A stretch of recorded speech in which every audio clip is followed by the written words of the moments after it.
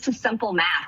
The more Republicans like Mike Gallagher that resign and leave early, guess what? That means we have less Republicans in the House. So every time a Mike Gallagher or a Ken Buck leaves early, that brings our numbers down and brings us dangerously closer to being in the minority. It's not Marjorie Taylor Greene that is saying the inconvenient truth and forcing everyone to wake up and realize Republican voters are done with us doing this kind of crap that we did last week. And they are fed up with speakers of the House and Republicans that go out and campaign and make all these promises and then turn around and stab their voters in the back. Because that's what Mike Johnson did on Friday, and that's what he led our conference to do on Friday. I am not going to be responsible for Hakeem Jeffries being Speaker of the House. I am not going to be responsible for a Democrat majority taking over our Republican majority. That lies squarely on the shoulders of these Republicans that are leaving early because they don't have the intestinal fortitude to handle the real fight and the responsibility that comes with leadership at the end of our republic when our country is nearly destroyed and when our Constitution is being rammed through a paper shredder. So no one is going to blame that on me. David, I'm going to tell you exactly what I'm going to do. I will be so careful and responsible with this. You want to know why? I care about our majority. I am one of the few Republican members in the House that has actually paid all of my dues to the NRCC. And I did that because I want the majority. And I want the majority next Congress, and I will fight for it. But I am not going to be silly, nilly-willy or be irresponsible with this motion to vacate. I will bring it to a floor at a time that I think is needed or responsible or a good time to do it. But this is a pink slip. Johnson is on notice, and our conference needs a new Speaker of the House. Marjorie Taylor Greene, y'all. Wow. It's too bad we don't have more leaders like her. But check out this article here from Breitbart.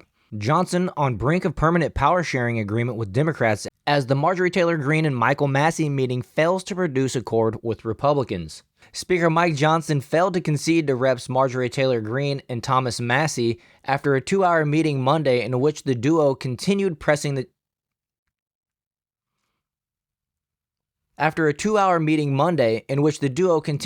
for Johnson to resign and end his coalition government with Democrats. Did I call him Michael Massey at the beginning? Greene told reporters after the meeting that she and Massey had a very long discussion with Speaker Johnson. We'll be meeting with him again tomorrow based on the discussion, and then I'll have more information. The two conservative lawmakers have insisted that Johnson is compromised and will not be Speaker next Congress. They called for him to step down so Republicans can begin moving forward, arguing Johnson's unofficial lame duck status will hurt Republicans as they fundraise and campaign for November's elections. And I have to agree, he hasn't done a whole lot for the Republican side of things, in my opinion. He's definitely not loyal to the Republican people, certainly not as loyal as the Democrat speaker was before him that preceded him, Nancy Pelosi.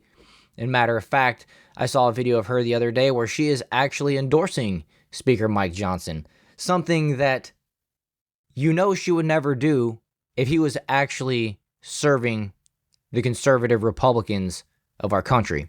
But we have a quote here. "I have been patient, I have been diligent, I have been steady, I have been focused on facts," Greene said, and none of that has changed. The meeting came one day after House Minority Leader Hakeem Jeffries bragged on CBS about controlling the House floor agenda, a characterization many conservatives agree with. "Even though we're in the minority, we effectively have been governing as if we were in the majority because we continue to provide a majority of the votes necessary to get things done," he said. Those are just the facts. And unfortunately, it is the fact, and I don't know why these Republicans don't understand. And I wish we could get some Republicans elected, more people that are smart like Thomas Massey and Marjorie Taylor Greene, who are aware of the game that Democrats play and are also willing to fight back. But continuing, conservatives insist Johnson has capitulated the Democrats repeatedly, and he has, essentially forming a coalition government with Democrats, surrendering leverage on fighting President Joe Biden's agenda and securing the border.